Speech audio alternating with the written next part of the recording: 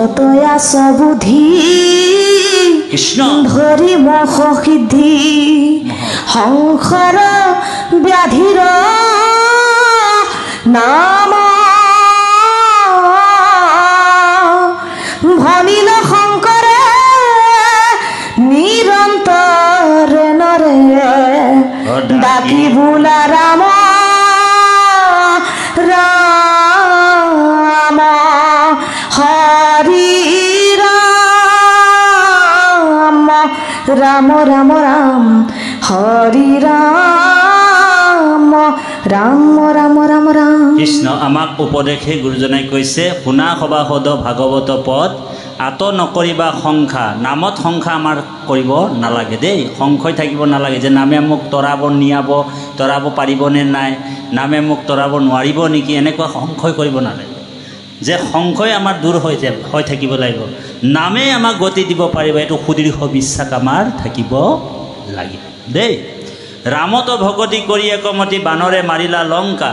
এতিয়া বহুত মানুহে নামৰ আশ্ৰয় কৰিলে শৰণো ল'লে কৃষ্ণত শৰণো ল'লে তার পিছেও যাই করে একটা বেজ কিনে ধরে নিয়ে কিবা একটা যদি হয়েছে ঘরের খেলিমেলি লাগেছে হয় না বার কোনবা বলে সামনের যদি বেজ একটা আছে বলে ওর পেট দুখাটা ভালোই নাই হচ্ছে বলে কি করবে যা তোরা বলে হংকর হঙ্গয় আছি তো কি হলো যা বলে দিবে এক লোক আছে যা টুকুটা ঝাড়াই ফুকাই আন না তাছাড়া দৌড় মারলো তার পিছিয়ে এখানে মনে মনে এই তাবিজটা দিবি কিন্তু এই ডিঙির তাবিজটা নাই সব লোক দেখা পাবেন না ককালেরটা দিয়ে দিবে ও হরি তো কীরকম কীরকম মানুষে আমরা কৃষ্ণত সুদৃঢ় বিশ্বাসটা আমাদের নাই হবে সুদৃঢ় বিশ্বাস যেতিয়ালৈকে ভগৱানৰ না হ'ব তেতিয়ালৈকে কিন্তু আমাক নামে ৰক্ষা নকৰে আকৌ দেই বৰ মনত ৰাখিব পাৰে যেতিয়া সুদৃঢ় বিশ্বাস হ'ব মাৰিলেও মাৰিব ৰাখিলেও ৰাখিব ৰাখে হৰি মাৰে কোন মাৰে হৰি ৰাখে কোন ঘৰৰ পৰা ওলাই গৈছে প্ৰভু কৃষ্ণ আপোনাক অৰ্পণ কৰিলোঁ মই যাওঁ দেই আজি মাৰিলেও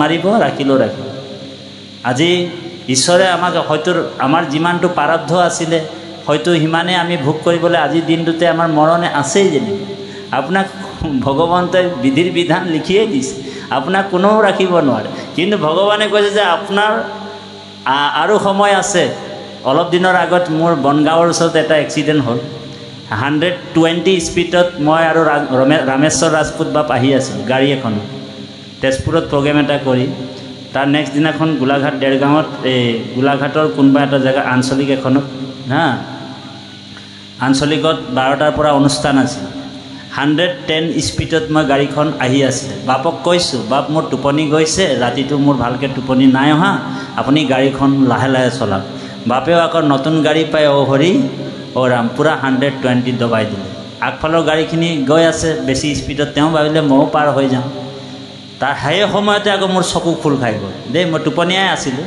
কিন্তু মোৰ চকু খোল খাই গ'ল আৰু যেতিয়া চকু খাই গ'ল বাপক মই বাৰে বাৰে ইয়াক কৈ আছোঁ বাপ অকণমান চল' কৰক 20ৰ পৰা লাহে লাহে 100লৈ আনিলে 100লৈ আনিলে কিন্তু আগফালে যেতিয়াই কৈছোঁ সেই সময়তে গৰু এটা আহি গ'ল না আগফালে যা মানে হেৰি ডাঙৰ ফটাগৰা গৰু দেই কেইবাটাও গৰু আছিলে পাৰ হৈছে ৰাস্তাটো ডিভাইড হেৰিটো পাৰ হৈছে পাৰ হওঁতে তেওঁ গৰুটোক একদম ডাইৰেক্ট মাৰি দিলে মাৰি দিয়াৰ পিছত আৰু একদম মানে গাড়ীটোক ৰখাব নক'লোঁ গৰুটো গৈ পথাৰত পৰি গ'ল 3 পাল্টি দি পৰিছে তেতিয়া মই বুজি গ'ল যে গাড়ীৰ কি অৱস্থা হ'ল কিন্তু আমাক আৰু বাপৰটো একোৱে নহ'ল ৰামেশ্বৰ বাপৰ দেই তেওঁ কঁপিছে মানুহটো তেওঁৰ কিন্তু একো নহ'ল মোৰ কিন্তু এক বিন্দু তেজ ওলাই গ'ল ইয়াত অকণমানে আঁঠুটোৰ ওচৰত চালে অকণমান ছিঙি তেজ অকণমান ওলাল গাড়ী কিন্তু গৈ আছে গৈ 4.5 কিলোমিটাৰ আহি গাড়ীখন বনগাঁও ষ্টপেজত ৰৈ গ'ল গাড়ীখন ধোঁৱা ওলাইছে তাৰপিছত দৰ্জা খুলিছোঁ ইজনৰো খোল নাখায় ইজনৰো খোল নাখায় অ হৰি অ ৰাম পিছফালে চিটটো বেকা কৰি মই ইফালৰ বেকৰ হেৰি ৰাস্তাৰ ফালৰ পৰা ওলাইছোঁ গাড়ীখন দেই ওলাইছোঁ আৰু দেখিছোঁ যে গাড়ীৰ অৱস্থাই নাই তেওঁৰ নতুন গাড়ী একেবাৰে 10 লাখ টকা লৈ দি কিনি আনিছে তো গতিকে এইফালে আকৌ ভকতে ফোন কৰি আছে যে আপুনি সময়মতে আহিব লাগিব কাৰণ আঞ্চলিকখন ৰৈ আছে পাঠ আৰম্ভ হ'ব তাৰপিছতে বাপক ক'লোঁ ৰামেশ্বৰ বাপ আপুনি বেয়া পালেও উপায় নাই আৰু ভাল পালেও উপায় নাই যিহেতু প্ৰাণটো দুজনৰে বাচিছে সেইটোৱে কৃপা ধন্য দুজনৰে প্ৰাণ যেতিয়া বাচিছে ভগৱন্তৰে এইটো কৃপা বুলি ভাবিছোঁ অকণমান দিনবিলাক চাউলৰ কিজানি দিন আছে আমাৰ চাউল উকলা নাই চাউলৰ সময়টো গতিকে এটা কাম কৰক, আপুনি যোগাযোগ কৰক, কাৰণ গাড়ীখনটো এতিয়া আপোনাৰ ষ্টাৰ্ট নহয়, বেটাৰী চেটাৰী চব ওলাই তলত সৰকি গ'ল, পৰি গ'ল পানী চানী। তাৰপিছত গৰুৰ মানে গৰুটোতো মৰিলে আৰু গৰুটো জীয়াই নাথাকিল চাগে মোৰ মতে, কাৰণ ইমান জোৰে মাৰ পৰিছে। তাৰপিছত বাপক ক'লোঁ যে বাপ আপুনি এটা কাম কৰিব লাগিব, আপুনি এটা মানে আপোনাৰ কি বুলি কয় এইটো কেৰেং চেৰেং আনি গাড়ীটো আপুনি ডিলাৰত লৈ যাওক। তেওঁ ফোন কৰিছে, বাপ কিন্তু আপুনি বেয়া নাপাব, মোক আকৌ সমাজে ৰৈ আছে। আমি লগে লগে ফোন কৰিলোঁ, তেওঁলোক 40 মিনিট সময় লাগিলে বনগাঁও যাবলৈ। 40 মিনিটত মোক ৰিচিভ কৰি বেলেগ এখন গাড়ীত আনিলে। আনাৰ পিছত 1:30 বাজি গ'ল, অনুষ্ঠান আৰম্ভ কৰিব লাগিব। 12টাৰ অনুষ্ঠানটো 1:30 বাজি গ'ল, 1:30লৈকে ভকত ৰৈ আছে। তাৰপিছত আমি গ'লোঁ, গৈ কিনি যেতিয়া প্ৰথমে হাত ভৰি দিলোঁ, ধোৱাৰ পিছত তেজটো আকৌ ধুতিটো লাগি আছে নহয়। তাৰপিছতে আমি লগে লগে আসনত মানে প্ৰস্তাৱ কৰক বুলি ক'লে, প্ৰস্তাৱ কৰক।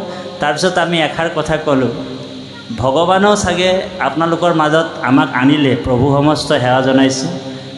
ভগৱানেও চাগে ভাবিছে যে মই যদি তাঁতি বাপক লৈ আহোঁ তেনেহ'লে এজন মোৰ নাম গোৱা মানুহ কমি যাব বুলিয়ে ভাবি চাগে আজি মোক ভগৱানে নিনিলে। গতিকে এই যিটো বিশ্বাস, সুদৃঢ় বিশ্বাস, ভগৱন্তৰ প্ৰতি বিশ্বাস, এই সুদৃঢ় বিশ্বাসটো আমাৰ থাকিব লাগিব। নহ'লে ভগৱানে আমাক বাৰে বাৰে পৰীক্ষা লয়, বাৰে বাৰে শাস্তি দিয়ে। যেতিয়ালৈকে জীৱাত্মাটো মানে শুদ্ধ নহয় তেতিয়ালৈকে আপোনাক মোক, যেতিয়ালৈকে শুদ্ধভাৱে ভগৱন্তৰ ওচৰত আশ্ৰয় নল'ব তেতিয়ালৈকে কিন্তু ভগৱানে আপোনাক কৃপা নকৰে। দ্ৰুপদীৰ সংশয় আছিল যে ভগৱন্তই মোক বচাব পাৰিব জানো। তেওঁ যদুপতি বুলি মাতিছে, ভগৱান দৌৰ মাৰি গৈছে যদুপতি, মানে দ্বাৰকা নাথ বুলি ভগৱানক চিঞৰিছে, দ্বাৰকা লৈ গৈছে ভগৱান, হয় নাই? মথুৰাপতি বুলি কৈছে, ভগৱান মথুৰালৈ গুচি গৈছে। যেতিয়ালৈকে ভগৱন্ত হৃদয়ানন্দ বুলি চিঞৰি দিলে মানে দ্ৰুপদীয়ে, তেতিয়া হৃদয়তে ভগৱানক লগ পাই গ'ল। যেতিয়া ভগৱানৰ আন এটা নাম হৃদয়ানন্দ, যেতিয়া হৃদয়ানন্দ প্ৰভু ভগৱন্ত মোক ৰক্ষা কৰক, লগে লগে বস্ত্ৰৰূপ হৈ ভগৱান আহিল নে? গতিকে তেনেকুৱা আমি হৃদয়তে ভগৱান আছে, ভগৱান আমাৰ হৃদয়তে দৰ্শন পাম, ভকতে সদায় হৃদয়তে দৰ্শন পাব। সেইকাৰণে ভকতে জানে যে ভগৱন্তই আমাক কেনেকৈ ৰক্ষা কৰে। আৰু সেইকাৰণে প্ৰাৰব্ধটোতো হ'বই, আৰু যাৰ অকাল বিয়োগ আছে, কিবা আছে, মৰিব আছে, সেইজন মৰিব। কিন্তু ভগৱানৰ ভকত হৈ যদি মৰিব পাৰে, জীয়ই যদি 5 দিন বিষ্ণু ভক্ত নৰ, তথাপি তাৰেহে জানা জীৱন সফল বুলি কৈছে, তাৰ জীৱনটো সফল। এতিয়া আমি যদি মৰিও যাওঁ আজি বা কাইলৈ, তথাপিও আমাৰ জীৱনটো ধন্য। আজি আমি ইয়াত ভকতি কৰিছোঁ, কাইলৈও যদি আমি মৰি যাওঁ তেনেহ'লে আমাৰ জীৱনটো সফল বুলি কৈছে। গতিকে এই সুদৃঢ় বিশ্বাসটো আমি কৰিব লাগিব। সেইকাৰণে কৈছে যে অনেক ভালুক বানৰ ৰাক্ষস লগতে পাইলে মুকুতি, ভকতি কৰিলে নপাইবে মনুষ্য মুকুতি কোনো যুগতি। কেলে মানুহ কিয় নাপাব বোলে, ইতৰ প্ৰাণীও বোলে ভগৱানৰ ভক্তি কৰি ঈশ্বৰক লগ পাইছে। গতিকে আমিতো মানুহ হয়, জীৱশ্ৰেষ্ঠ মানৱ জাতি, গতিকে আমি কিয় নাপাম? পামনে? নিশ্চয় পাম। গতিকে বাপাই সমস্ত আমি ইয়াতে পাঠত কৈছে, কলিযুগত নাহি তপব্ৰত কলিৰ যুগত নামেহে পৰম ধৰ্ম, বেদৰ হাৰক নধৰৈ নামক শাস্ত্ৰৰ নুবুজি মৰ্ম। এই বেদৰ সাৰ বস্তুটো নাজানি বহুত মানুহে তপ কৰে, জপ কৰে, যজ্ঞ কৰে, বলি কৰে, বিধান কৰে, এনেকুৱা বেয়া বেয়া অকৰ্ম কৰিবলৈ আগবাঢ়ি যায়, হয়নে বাৰু? সেইবিলাক অকৰ্ম ত্যাগ কৰি যাতে আমি এই হৰিৰ নাম ধৰ্ম, এক শৰণ হৰিৰ নাম ধৰ্মত যাতে আমি আহিব পাৰোঁ, এইটোৱে আমি সুদৃঢ় বিশ্বাসে আমি ভক্তি কৰিব লাগে। দেই বাপাই সমস্ত গাড়ীৰ পিছফালে লিখা থাকে আকৌ আহিম। কেতিয়াবা বাৰু আকৌ আহিলে আৰু কথাবিলাক আলোচনা হ'ব, আমি আহিয়ে